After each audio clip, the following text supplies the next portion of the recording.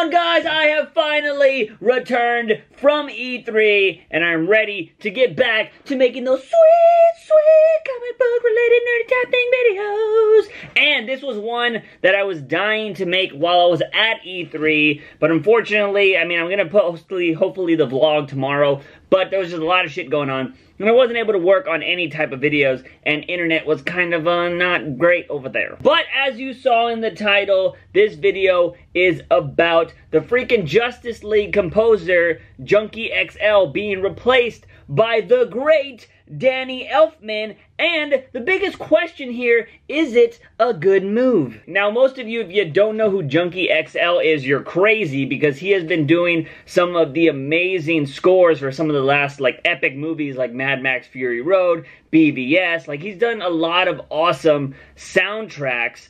And I'm pretty sure you've heard his stuff before, but it's just iconic stuff for today's modern movies. But you definitely, and I mean you have definitely heard Danny Elfman's music before, and he is a legend because he made the Batman animated series theme song, and he was the composer on the first two Tim Burton movies. I should say the only Tim Burton movies, but he was the composer on those two movies, and those movies had epic soundtracks.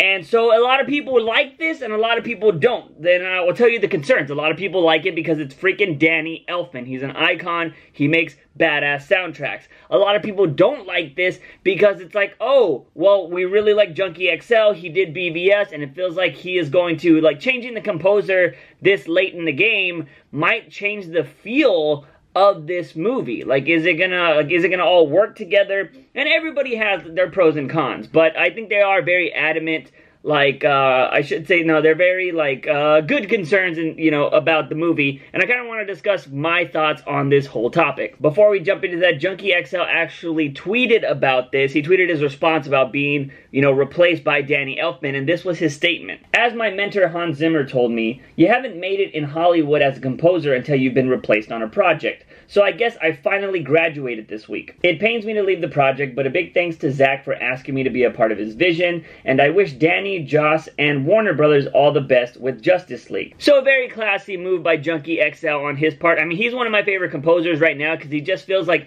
he is the next Hans Zimmer. I mean, there's always going to be like Hans Zimmer, but everybody knows when Hans Zimmer came out with, you know, he's done video game soundtracks and shit like that, but when like Inception came out, everybody knew him for boom, bum, bum, bum, you know, and then, you know, you do BBS, Wonder Woman's music, all that jazz. So you know his music now. Before him, you knew Hans Zimmer. I mean, freaking Hans Zimmer was his mentor, so you can just see how it's going there. But before Hans Zimmer, there was freaking Danny Elfman. So I'm kind of torn here because I love both of these composers, and if you're out there thinking like, man, this is pretty fucked up by Warner Bros. Or whoever made this freaking move, well, I mean, it's not really. I mean, I don't think composers get like replaced as much as, say, writers. Writers get replaced all the damn time in Hollywood, if you guys didn't know that. Like, seriously, like, they'll have one guy start writing it, then they'll fire them, they'll bring in another person, and sometimes, like, movies have, like, 10 writers on them before they actually solidify the script. So it's really insane, and it's just the business of Hollywood, but I think this one was just more polarizing because it's on the Justice League movie, and it's two really big composers. But let me go ahead and give my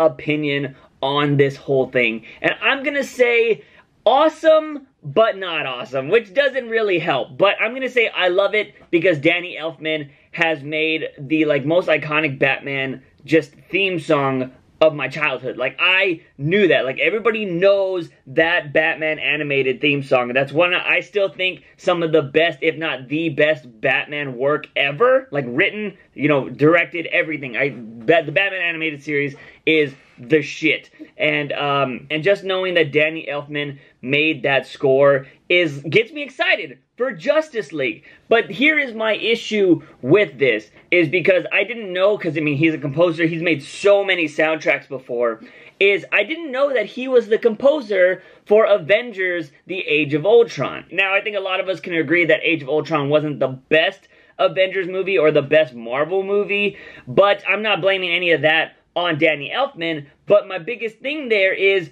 one thing I've always been adamant about Marvel movies, you know, they're really great, but none of their soundtracks are ever memorable. Side note, I don't count Guardians of the Galaxy because that's been music that's been around forever, but I'm talking about like scores and stuff. No Marvel movie has made, you know, anything that I can remember. Unlike Junkie XL, who has made a bunch of different tracks. I mean, like, every superhero in, like, the DCEU, granted they only have, like, 4 movies to go off of, but every person has their own music. Like, when Superman shows up on the screen, he has his own music. When Wonder Woman shows up on the screen, she has her own music. Same with Batman, and I love that aspect because when you can identify a character by just music, I think that's super epic. And that's something that Junkie XL has been doing in the DCEU. Now, again, let's go back to Danny Elfman.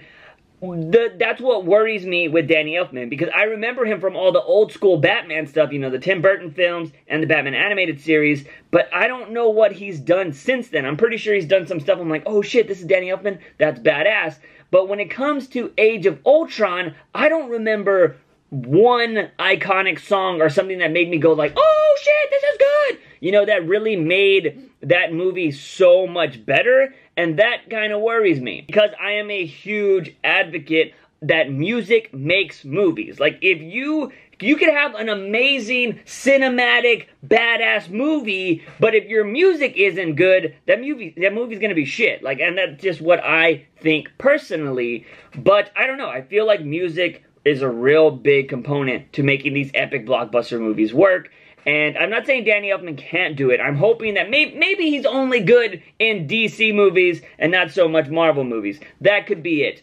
But I don't know. I'm just I'm hoping that he's gonna bring iconic music to this movie. Now, I will throw out there is a video, I will put the link in the description, but somebody already took old Danny Elfman music and tried to put it to the Justice League trailer, and it does make it seem a little bit more cinematic, which is cool, because maybe DC wants to go in a more direction like they did with Wonder Woman, where Wonder Woman isn't just a superhero movie, it's also like a movie that's going to inspire and a movie that's going to move you, and maybe they just want to make it more like a normal movie that involves superheroes. So I can see why they would get Danny Elfman. I feel like I'm getting sidetracked, but definitely check out that video if you want to see what it could be like. Now, granted, that's just somebody else throwing Danny Elfman music over the Justice League trailer.